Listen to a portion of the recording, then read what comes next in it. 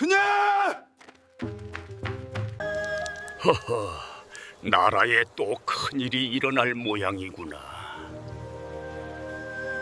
스님, 비석이... 땀을 흘린다는 게 정말 사실입니까? 믿기 힘드시겠지만 실제로 일어나는 일입니다. 나라의 큰 일들이 닥칠 때마다 차가운 돌 위로 구슬 같은 눈물을 쏟아내는 곳들이 있습니다. 국난의 징조를 알리는 경남 밀양의 표충비, 그리고 성스러운 슬픔을 간직한 전북 익산의 석불좌상. 이곳은 동학 농민운동부터 6.25 전쟁, 그리고 우리를 떨게 했던 역병의 공포와 가슴 아픈 사회적 참사들까지 침묵 속에 눈물을 흘리며 우리에게 끊임없이 경고를 보내왔습니다. 하지만 비석은 입이 없습니다. 왜 우는지 말해주지 않죠. 그런데 그 눈물의 의미를 미리 읽어내고 비석의 눈물보다 더 구체적이고 엄중하게 이 어지러운 세상을 예견하신 스님들이 계십니다. 요즘 이상하게도 오래된 예언들이 다시 퍼지고 있습니다. 2025년 을사년이 남긴 거대한 사회적 균열, 그리고 2026년 오늘 우리 눈앞에 펼쳐지는 기이한 현상들 때문일까요? 사실 이 모든 것을 수십 년 전 세 분의 스님들은 이미 천기로 예견하셨습니다. 2026년 오늘 우리에게 도착한 세 스님의 마지막 경고, 그 충격적인 실체를 지금 바로 공개합니다. 그 중에서도 가장 소름 돋는 이야기는 구인사를 창건하신 상월원각 대조사님의 말씀에서 시작됩니다. 무려 80년 전 대조사님은 당시로선 도저히 믿기 힘든 말씀을 제자들에게 남기셨다고 전해집니다. 앞으로 세상 사람들은 모두 소처럼 입에 부리망을 쓰고 다녀야 할 것이다. 어떤 이들은 이를 멍이라고도 기억합니다. 초가 풀을 뜯지 못하게 입에 씌우는 그 망을 사람이 쓰고 다닌다니, 당시 제자들은 그저 기이한 비유라고만 생각했습니다. 당시엔 아무도 몰랐습니다. 그 부리망이 도대체 무엇을 의미하는지를 말이죠. 하지만 수십 년이 흐른 뒤 전 세계를 휩쓴 역병의 공포 속에서 우리는 깨달았습니다. 대조사님이 예언하신 그 부리망은 바로 우리가 생명줄처럼 의지했던 마스크였다는 사실을 말입니다. 부리망의 시대는 지나갔지만 전 세계가 전란과 혼돈으로 흔들리는 지금, 역설적으로 한국의 정신문화는 인류가 가장 목마르게 찾는 해답이 되고 있습니다. 대조사님이 80년 전 그리신 설계도는 바로 지금 이 순간을 향하고 있었습니다. 도대체 그분들은 무엇을 보았던 걸까요? 2026년 우리 눈앞에 펼쳐지는 기이한 현상들과 국제정세의 불안 속에서 우리는 다시 한번 스님들의 목소리에 귀를 기울이게 됩니다. 그리고 불교계와 학계에서 깊은 존경을 받았던 석학 타너 스님입니다. 스님은 생전 주역의 원리를 풀어내며 인류사의 굵직한 흐름을 예견한 것으로 유명하시죠. 그 중에서도 가장 널리 알려진 것이 바로 오락산 예언입니다. 충주댐이 건설되기 훨씬 전 스님은 이런 기록을 남기셨습니다. 오락산 영봉 위에 달이 뜨고 소나무가 물에 잠기면 30년 후에 여자 임금이 나타난다. 그리고 그 뒤 3, 4년이면 통일이 된다.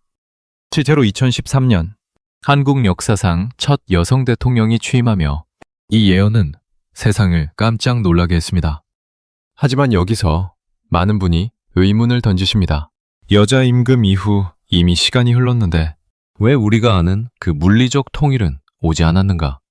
이에 대해 일부 역학자들은 예언 속 3, 4년이라는 시간을 다르게 해석합니다. 이것은 단순한 숫자가 아니라 구시대가 저물고 새로운 시대가 열리기 전 겪게 되는 환란에 압축된 기간을 의미한다는 것이죠. 전해지는 바에 따르면 스님은 인류가 큰 대전환의 문턱에 서게 될 것이며 그 과정에서 먼 땅으로부터 시작된 거대한 불길이 전 세계로 번질 수 있다고 경고하셨습니다. 나아가 스님의 예언은 한반도를 넘어 이웃나라의 급격한 지각변동까지 언급하셨는데, 이는 결국 지구가 스스로를 정화하는 과정이자 대한민국이 인류의 정신적 중심지로 우뚝 서기 위한 마지막 진통인 셈입니다. 2026년, 병 5년, 역학에서 말하는 거대한 불의 기운이 폭발하는 해입니다. 먼 땅으로부터 시작된 전운이 전 세계를 뒤흔드는 지금, 스님의 경고는 수십 년을 건너 오늘 우리 앞에 정확히 도착했습니다. 이 혼돈은 끝이 아닙니다. 타노 스님은 이 강렬한 화기가 세상을 뒤흔들 때 비로소 구시대의 묵은 때가 벗겨질 것이라 보셨습니다. 세상 사람들을 더욱 전율케 하는 이야기는 또 있습니다. 근현대 불교의 거목, 효봉 스님입니다. 스님의 삶 자체가 이미 하나의 거대한 예언과도 같습니다. 바로 2008년 법보종찰 해인사 인근을 덮쳤던 거대한 화재 현장에서 시작됩니다. 당시 불길이 휩쓸고 간 자리에서 우연히 발견되었다고 전해지는 미스터리한 봉인 문서, 역상록에 대한 기록입니다. 기록의 실체는 여전히 베일에 쌓여 있지만 이 이야기가 유튜브와 온라인을 통해 걷잡을 수 없이 퍼진 이유는 그 내용이 2026년 오늘날 우리가 겪는 혼돈을 너무나도 소름 끼치게 꿰뚫고 있기 때문입니다. 정치적 분열과 경제적 위기, 그리고 갈기갈기 찢긴 민심의 아픔, 이 역상록이 경고하는 대혼돈의 시기는 바로 지금 우리가 마주한 현실과 놀랍도록 닮아 있습니다. 하지만 여러분, 이 비기보다 더 중요한 예언은 따로 있습니다. 충망받던 판사에서 사형 선고의 죄책감으로 법복을 벗고 3년간 엿장수로 전국을 떠돌다 출가하신 효봉 스님의 파격적인 행보 그 자체입니다. 스님은 문서가 아닌 삶으로 우리에게 마지막 답을 던지셨습니다. 우리가 기다리는 새로운 시대의 리더는 하늘에서 뚝 떨어지는 권력자가 아닙니다. 짐으로 가득 찬 이 시대를 자비와 치유로 하나로 묶어줄 지혜로운 마음가짐, 바로 그 하심의 리더십입니다. 우리가 외부의 신비로운 비기에만 매몰될 것이 아니라 효봉 스님이 그러하셨듯 우리 스스로가 서로를 보듬는 마음을 회복할 때 비로소 예언이 가리키는 진정한 새로운 시대는 우리 곁에 도착할 것입니다. 2026년, 전 세계는 다시 한번 거대한 시련 앞에 서 있습니다. 먼 땅으로부터 시작된 불안한 전운이 인류의 평화를 위협하고 물질 문명의 한계가 여실히 드러나고 있습니다. 그런데 놀라운 것은 타너 스님, 효봉 스님, 그리고 대조사님까지 서로 다른 시대를 살았던 이 세 스님의 예언이 모두 한 가지 공통된 시점을 가리키고 있다는 사실입니다. 그 시점은 바로 대혼돈 넘어 대한민국이 세계의 중심지로 우뚝 서는 거대한 전환의 순간입니다. 대조사님은 이미 오래전 시련 끝에 올 우리 민족의 영광을 이렇게 천명하셨습니다. 대한민국이 세계의 정신적 종주국이 될 것이다. 전 세계가 한국의 정신문화에 열광하는 지금의 현상은 결코 우연이 아닙니다. 인류를 구원할 정법이 이 땅에서 시작되어 온 우리에 퍼지는 거대한 흐름의 시작입니다.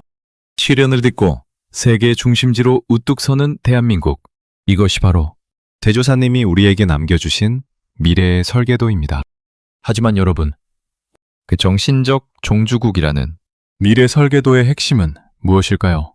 여기 인류 역사상 가장 어두웠던 순간에 일어난 한 가지 기적 같은 이야기가 있습니다.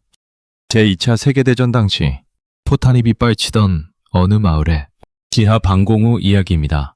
좁고 어두운 그곳에 수십 명의 사람이 숨을 죽인 채 갇혀 있었습니다. 밖에서는 끊임없이 폭발음이 들리고 식량과 물은 바닥을 드러내고 있었죠. 사람들은 극도의 공포 속에서 서로를 의심하기 시작했습니다.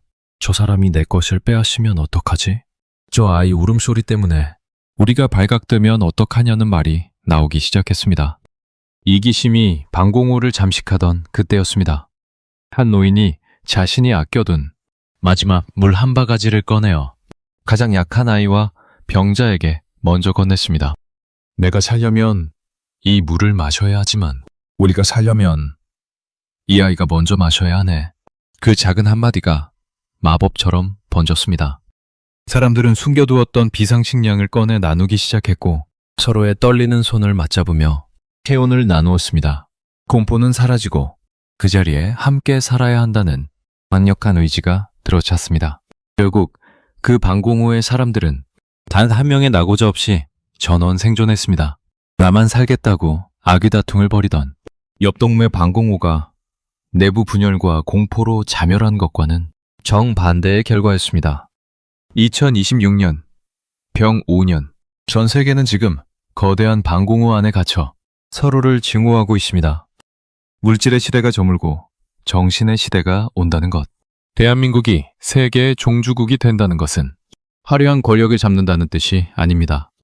전쟁과 혼돈의 불길 속에서도 남을 먼저 살리려는 그 따뜻한 마음을 인류에게 먼저 보여주는 빛이 되는 것입니다.